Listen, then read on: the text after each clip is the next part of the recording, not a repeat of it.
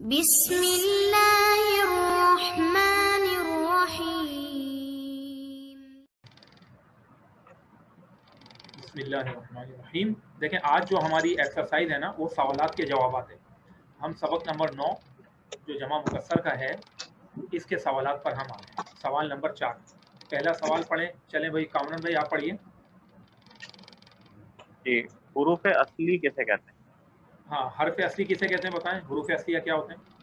ہاں، حروف اصلی جو ہے وہ جو بھی مطلب فعل یا اسم ہوگا اس کے حروف جو ہوتے ہیں وہ کسی بھی یعنی جملہ کہہ لیں یا اس کے حروف کے اصلی وہ ہیں جو کہ زائد نہ ہوں، مکمل ہوں۔ اگر ثلاثی ہے تو 3 ہوں گے اس کے، اگر جو ہے وہ رباعی ہے تو 4 حروف ہوں گے، اور اگر خماسی ہے تو 5۔ حرف اصلی کسے کہتے ہیں اس کی تعریف میں آپ نے یوں کہنا چاہیے، آپ کو یوں کہنا تھا کہ حرف اصلی وہ ہوتا ہے جو کسی بھی صیغے یا مشتق میں گرتا نہیں ہے، عام حالات میں وہ تبدیل نہیں ہوتا نہ ہی گرتا ہے، تو وہ حروف جو الفاظ مختلف چینج ہو رہے ہوں تو اس میں نہیں گرتا، وہ حرف اصلی ہے۔ اور وہ حروف جو کبھی ہوتے ہیں کبھی نہیں ہوتے تو وہ حرف زائد۔ یہ تھی نا تعریف۔ تو حرف اصلی کسے کہتے ہیں جو کسی صیغے اور مشتق میں، کسی بھی صیغے اور مشتق میں عام طور پر نہیں گرتے جو حروف، تو وہ حرف اصلی۔ چلیں اب نیکسٹ جو ہے اگلا والا سوال پڑھ لیں، یہ والا 2 آپ پڑھ لیں سعدیہ۔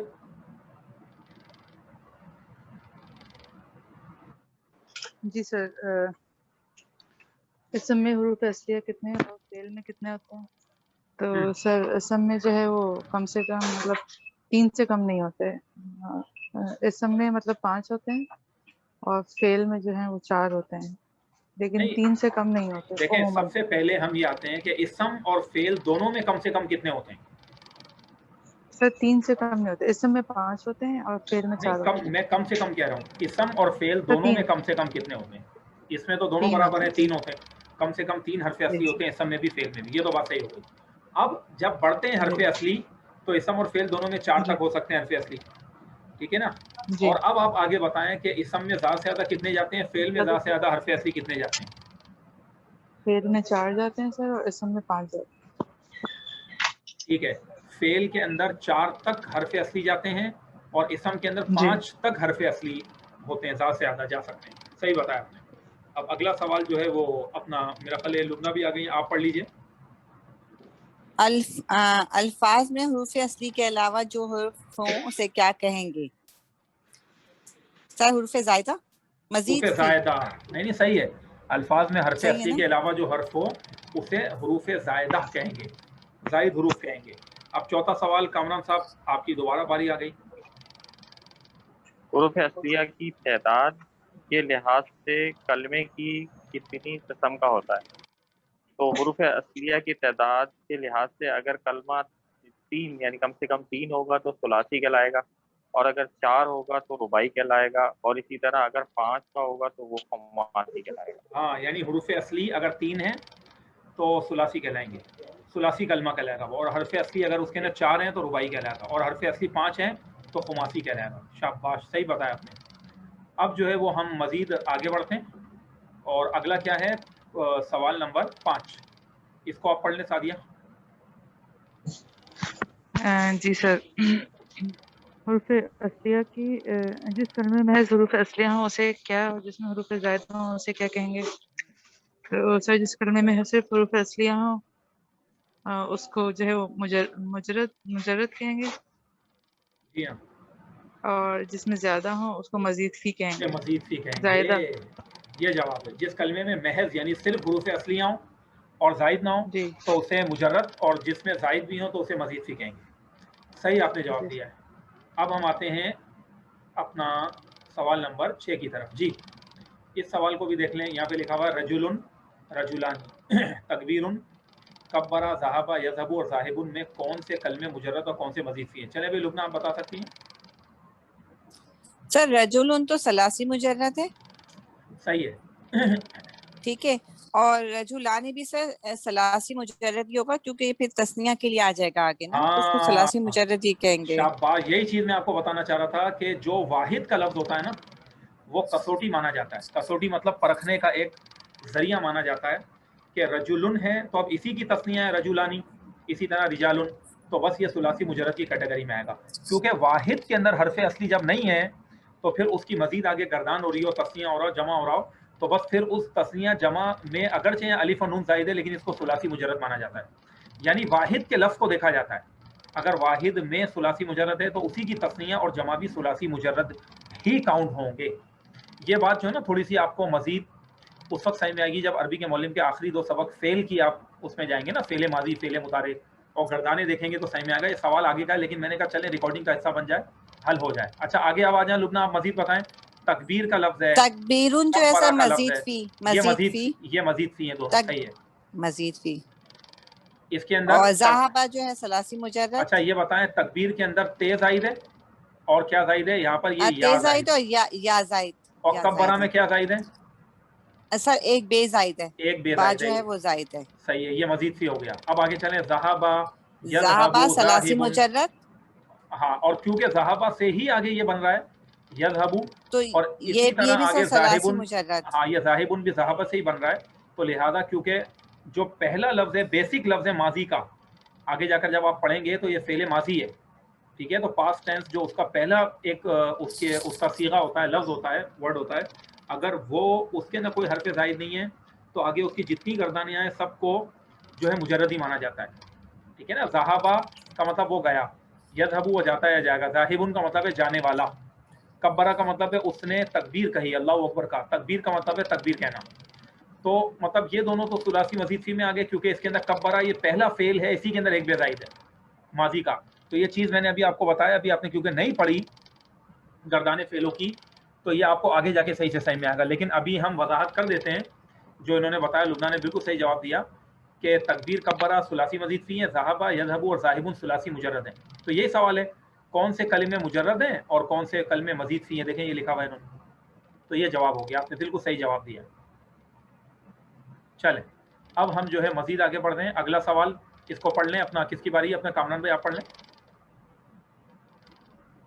کسی لفظ کا وزن کس طرح نکالا جاتا ہے؟ بتائیں اب آپ کیسے نکالا جاتا ہے، وزن نکالنے کا کیا طریقہ ہے؟ فعلہ کی وزن پہ جو ہے نا اس کو نکالیں گے، فا کلمہ اور عین کلمہ اور لام کلمہ۔ بس یہ جواب ہے آپ کے ذہن میں؟ تو کوئی اور بھی کوئی اس کے اندر کچھ ایڈ کر سکتا ہے تو وہ بتا دیں، کسی لفظ کا وزن کس طرح نکالا جاتا ہے؟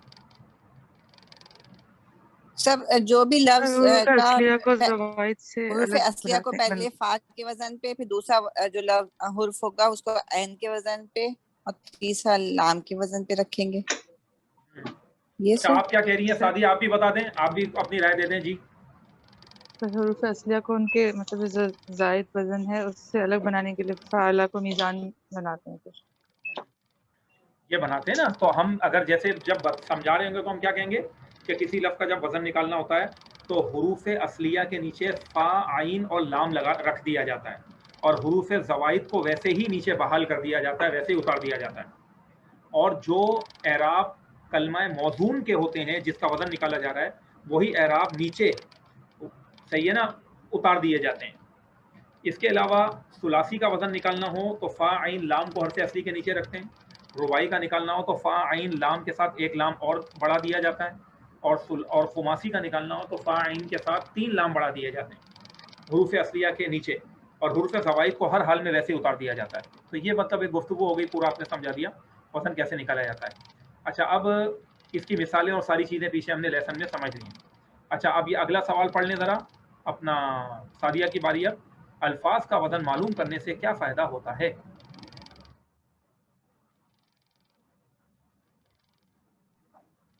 سر الفاظ کا وزن معلوم کرنے سے جو ہے وہ اس کی مطلب سارے اس کے معنی جاننا آسان ہو جاتا ہے، اس کی مطلب اس کی تمام مشتقات یعنی اس لفظ سے ریلیٹڈ جتنے الفاظ ہیں ان کو سمجھنا، بنیں گے ان کو پہچاننا آسان ہو جاتا ہے الفاظ کا وزن نکالنے سے، صحیح ہے نا، یعنی اس لفظ سے ریلیٹڈ جتنے الفاظ ہوں ڈکشنری دیکھنا، اس سے الفاظ نکالنا یہ آسان ہو جاتا ہے جی، یہ ہو گیا۔ اچھا اب اس کے بعد جو ہے وہ آگے آ جاتے ہیں، کوسچن نمبر 9 ہے، چلیں بھائی یہ بتائیں جمع مکسر کے مشہور اوزان کیا ہیں؟ جی جمع جی جمع مکسر کے کون کون سے اوزان غیر منصرف ہیں؟ نہیں، اس سے اوپر تو والا غیر 9 والا، یہ جمع مکسر کے مشہور اوزان کیا ہیں، تو کچھ گنوا دیں آپ جو آپ نے پڑھے تھے. سب سے پہلے کیا تھا؟ افعال تھا، اور بتاتے جائیں. افعال، فعول، فعال، فعول نہیں، فعول، فعول، فا کو پیش ہے اس میں، فعول. فعول، فعال، اور اسی طرح جو ہے افعلاء، فعولان، یہ بہت سارے ہیں. اس طرح وزن یعنی جو بھی ہیں ان وزنوں کو یاد کر لینا آپ نے، اس کی مثالیں یاد ہوں. صحیح ہے، آپ نے کچھ وزن گنوا دیے. اچھا اب ہم آگے چلتے ہیں. ویسے تو اس کے اندر طریقہ کار یہ ہونا چاہیے، اگر آپ بالکل پرفیکٹ طور پر لکھنا چاہتے ہیں تو جتنے بھی وزن تھے نا ان وزنوں کو ایک جگہ جمع کر لیں اور اس کے سامنے ایک ایک مثال دیتے ہیں، تو اس سے ساری پریکٹس ہو جائے گی اور سارے وزن بھی جو ہے نا اس کا آپ اس کو ریوائز کر لیں گے. اچھا اب اس کے بعد ہے جمع کے کون کون سے اوزان غیر منصرف ہیں. لبنہ آپ بتائیے، کچھ یاد ہیں وزن کون کون سے تھے؟ ہم نے کچھ پڑھے تھے. سر مجھے اتنے یاد نہیں، بس فعلاؤ، افعلاؤ، فعاللو، فعالیلو، مفاعلو، مفاعلو، فعاللو، فعالیلو، مفاعلو، مفاعیلو. ویسے مفاعلو. تو اور بھی ہیں لیکن یعنی کہ اس میں جو لکھے ہیں وہ 5-6 ہی لکھے تھے انہوں نے، تو وہ وزن اس کے غیر منصرف ہیں. ٹھیک ہے، اس کی بھی نشاندہی پیچھے ہو چکی ہے. اب آ جائیں سوال نمبر 11 کی طرف. سوال نمبر 11 میں یہ لکھا ہوا ان لفظوں کی جمع بناؤ. دیکھیں لکھا ہے نا جمع بناؤ، تو ہمیں کیا کرنا ہے؟ بحر کی جمع، امرأہ کی جمع، ثنا کی جمع، اخن کی جمع، عبدن کی جمع، فنجانن کی جمع، اسیر کی جمع. چلیں باہر کی جمع بتا دیں، کوئی بھی ایک کس کو بتائیں، ایک ایک کر کے بولتے ہیں. کامران بھائی آپ بتائیں باہر کی جمع کیا ہے؟ بحور، ابہرن بھی کہتے ہیں، اب ہرن کہہ سکتے ہیں، بحارن کہہ سکتے ہیں، بحورن کہہ سکتے ہیں. اس کی بہت بحارن. ساری جمع تھی لیکن جی. ایک بھی جواب دے دیا صحیح ہے. اچھا اب آپ سعدیہ آپ بتائیں امراتن کی جمع کیا ہے؟ سر نساؤن یا امراتن کا معنی کیا تھا؟ نسوتن. عورت، تو نساؤن یا نسوتن عورت. اس کی جمع ہے. اچھا اب لبنہ آپ بتائیں سنتن کی جمع کیا ہے؟ سر سنون اور سنون سر، نہیں اور نہیں ایک اور بھی آتی ہے اس کی کوئی. نہیں نہیں، آپ نے سنون تھوڑی ہے، کیا بولنے میں غلطی کر رہی ہیں. دیکھیں سنونا، سنا، نہیں سنونا یا سنونا، پھر سنینا، سنونا یا پھر کیا ہے؟ سنینا، ہاں سنینا. سنینا یہ ہے جمع، سنونا سنینا یہ جمع ہے سنتن کی. اور اس کی ایک اور بھی جمع آتی ہے، کون بتائے گا؟ جی سنتن کی جمع ایک اور بھی آتی ہے. سنواتن. شاباش، سنا، سنواتن. سنواتن، نہیں سنواتن یا پھر سنواتن، یہ دو جمع اس کی آ سکتی ہیں. یعنی دیکھیں سنتن ہے مؤنث لفظ. مین بات دوبارہ میں آپ کو ریپیٹ کر رہا ہوں، یہ واحد اور جمع والے سبق میں ہم نے پڑھا تھا. سنتن کا جو لفظ ہے، حیرانی کی بات ہے کہ یہ ہے مؤنث. اچھا اب اس مؤنث کی جمع مؤنث کے طریقے پہ ہے، آتن آتین آ جائے، جمع مؤنث سالم آ جائے، یہ تو صحیح میں آ رہی ہے بات کہ سنواتن یا پھر سنواتن یہ جمع ہو گئی اس کی. لیکن اس مؤنث لفظ کی جمع مذکر کے طور پر بھی آتی ہے، سنونا سنینا. اگر آپ کو یاد ہو اونا اینا مذکر کی جمع میں آتی ہے، تو یہ لفظ تھوڑا سا ہٹ کے جب ہی جان بوجھ کے انہوں نے پوچھا ہے. تو سنونا سنینا جب ہوگا یہ لفظ، تو ابھی ریسنٹلی مجھ سے ایک اسٹوڈنٹ نے پوچھا بھی تھا ہمارے یہاں یونیورسٹی میں، اور بڑا اچھا سوال کیا تھا اس بچی نے. اس نے کہا تھا کہ سر اگر ہمیں اس کی صفت لگانی ہے تو ہم کیسے لگائیں گے؟ یعنی سنونا کی صفت کیسے لگائیں گے ہم؟ کیا چونکہ یہ مذکر کے طور پر جمع آ رہی ہے تو سنونا طویلونا کہیں گے یا طویلتن کہیں گے، کیا کہیں گے؟ تو ہم نے جواب دیا تھا کہ اس کو آپ مؤنث میں ہی رکھیں گے، طویلتن آئے گا. سنونا طویلتن یا سنونا طویلاتن، سنواتن طویلتن یا سنواتن طویلاتن، دونوں طرح ہو سکتا ہے کیونکہ جمع مکسر ہے نا، غیر عاقل کی بھی جمع ہے. تو اس کی صفت جو ہوگی چاہے سنونا سنینا کریں یا سنواتن کہیں، طویلہ یا طویلاتن آئے گی. یعنی طویلونا نہیں آئے گی، مذکر نہیں سمجھنا اس کو. جمع میں جانے کی وجہ سے یہ مذکر نہیں ہوگا، مؤنث ہی رہے گا. بس یہ ایک ڈفرینٹ لفظ ہے کہ مؤنث لفظ ہونے کے باوجود اس کی جمع بنانے کا انداز مذکر والی جمع سے میچ ہو رہا ہے. یہ بھی بات پوائنٹ نوٹ کرنے کا ہے. اور یہ اس وقت بھی ہم نے نشاندہی کی تھی جب واحد اور جمع پڑھا تھا. یہ بتایا گیا تھا کہ اس کی یہ ہے تو لفظ مؤنث لیکن اس کی جمع اس طرح آتی ہے، دو انداز میں آتی ہے. یہ بات پہلے بھی پڑھی ہے. اچھا اب کس کی باری ہے؟ اخن کی جمع بتائیں. یہ پیچھے پڑھ چکے ہیں. اخن کی دو جمع کیا ہے بتائیں؟ اخوان. نہیں دیکھیں آپ نے غلطی کی. اخوانی جو ہے نا یہ تسنیہ ہے، تو اخوانن کیسے ہو سکتا ہے؟ اخن کی جمع اخوان. چلے میں ایک جمع لکھ رہا ہوں، اخوانن تو آ گئی، یہ تو ہے. اور دوسری جمع اخواتن سر. شاباش، اخوتن بھی ہے. اور میں نے یہ عرض کیا تھا آپ کو کہ جو بولتا آ رہی ہے اس سے دھوکہ نہیں کھانا ہے کہ یہ مونس ہے. یہ اخن ہی کی جمع ہے, یہ جمع مکسر کے وزن کی تا ہے, یہ مونس کی تا نہیں ہے. اخن کی جمع اخوانون یا اخواتون ہو گئی. اچھا آپ عبد کی دو جمعیں دونوں بتا دیں, عبد کی کیا کیا جمعیں آتی ہیں, غلام یا بندہ؟ عبادون سر. صحیح ہے, عبادن ایک جمع میں نے لکھ دی, چلے صحیح ہے عبادن. اور دوسری عبید عبیدن, یہ ہوگی جمع. اب اس کے بعد فنجان کی جمع بتائیں. فناجین فنجان مانا فناجین. چھوٹی پیالی. شاباش, یاد آ گیا بھائی آپ لوگوں کو. فناجینو. اور اس جمع کے اندر یہ بھی بات یاد رکھنے کی ہے کہ یہ جمع غیر منصرف ہے کیونکہ فعالیلو کے وزن پہ آ رہی ہے. فناجینو. اب بتائیں اسیر کی جمع کیا ہے؟ اسیر مانا قیدی. کی جمع بھی جو ہے وہ غیر منصرف میں ہی آئے گی. جی ہاں, غیر منصرف والے وزن میں سے ایک وزن ہے اسیر, یعنی قیدی. اس کی جمع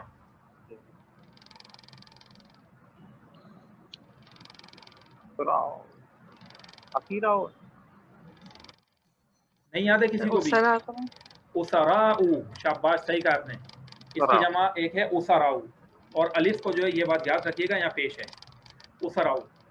اچھا شاید میں نے لگا دیا ہے پھر پیش, دیکھیں اسراؤ. ایک منٹ, نہیں الف کے اوپر غلطی سے زبر لگ گیا ہے نا, اس کو میں دوبارہ آپ کو بتا دیتا ہوں. صحیح لکھ دیتا ہوں میں. تو اسیر کی جمع جو ہوگی وہ ہوگی اسراؤ, ایک پیش آئے گی. ٹھیک ہے, اسراؤ ہوگی. اچھا یہ پیش ہی لکھا ہے میں نے, لیکن یہ اس طرح شو کر رہا ہے, تو آپ یہ ذہن میں رکھیے گا کہ یہ پیش ہے الف کو یہاں پر. مجھے نہیں پتا آپ لوگوں کو پیش واضح دکھ رہا ہے کہ نہیں دکھ رہا, ورنہ میں آپ کو بنا کے بتا دیتا ہوں. یعنی فولاؤ کی وزن پہ ہو گیا نا. ہاں, اسراؤ فعلاؤ کے وزن پر ہے. اچھا یہ کتاب میں نہیں لکھا, لیکن میں آپ کو بتا دیتا ہوں ویسے ہی. اسیر کی جمع جو ہے نا یہ بھی آتی ہے اسرا. فعلا بھی جو ہے نا جمع مکسر کا ایک وزن ہوتا ہے اسرا. یہ یہاں نہیں ہے لیکن یہ ذہن میں اسرا. اچھا ایک اسرا جو ہے, جو ابھی میں نے یہ جو لکھا ہے نا, یہ تو اسیر کی جمع ہے, اور را کے اوپر جو ہے نا کھڑا زبر آئے گا, یہاں ذہن میں رکھیں. ٹھیک ہے نا. اچھا ایک جو ہے وہ اپنا اسرا جو ہے نا وہ عربی نہیں, ایک اسرا جو ہے نا عربی میں فعل بھی ہے. سبحان الذی اسرا بعبدہ, تو یہ ناؤن بھی ہے. اگر یہ اسرا کو ناؤن لیں گے تو اسیر یعنی قیدی کی جمع ہوگا اسرا, بہت سارے قیدی. اور اسرا کو اگر فعل لیں گے تو یہ فعل ماضی کہلائے گا, پاسٹ ٹینس ہوگا. اس کا مطلب ہے رات میں کسی کو سفر کرانا. ٹھیک ہے, اس سے کہ اللہ رب العالمین نے راتوں رات ہمارے پیارے نبی محمد صلی اللہ علیہ وسلم کو جو ہے وہ سفر کروایا, اور معراج کا جو سفر تھا اور اسرا کا جو سفر تھا, اسرا و معراج, تو وہ اسی لیے وہاں پر اسرا کا لفظ آیا کہ وہ سفر معراج جو ہوئی تھی, اور وہ جو سفر ہوا تھا وہ رات میں ہوا تھا. مسجد حرام سے مسجد اقصیٰ تک کا جو سفر تھا وہ اسرا کہلاتا ہے, رات میں سفر کرنا. اور پھر مسجد اقصیٰ یعنی بیت المقدس سے جو آسمانوں کا سفر تھا وہ معراج ہے. اور معراج کا معنی ہوتا ہے بلند ہونے کا اعلیٰ, یعنی سیڑھی. سیڑھی کو معراج کہتے ہیں, تو کیونکہ اس کے اندر بلندی تھی, عروج سے نکلا, اس لیے اس کو معراج کہتے ہیں. اور اس کو اسرا والمعراج اسی لیے کہتے ہیں عربی میں, اسرا اس لیے کہتے ہیں کہ وہ راتوں رات سفر تھا, رات کا سفر تھا. تو بہرحال یہ ایک الگ بات ہے. تو اب یہ چیزیں میں نے آپ کو عرض کر دی. اب ہم جو ہے وہ دیکھتے ہیں آگے کچھ بچا ہے یا ہو گیا. میرا خیال ہے سبق مکمل ہو گیا ہے الحمدللہ رب العالمین. دیکھیں یہ 10واں جو سبق ہے نا, اب آپ کی گرامر کا لیول جو ہے نا وہ سیکنڈ لیول میں جا رہا ہے. ٹھیک ہے, جو بیسک لیول تھا وہ ہو گیا. جس نے جتنی محنت کی اس کے نا مزید آپ لوگ محنت کریں اور آگے بڑھنے کی کوشش کریں.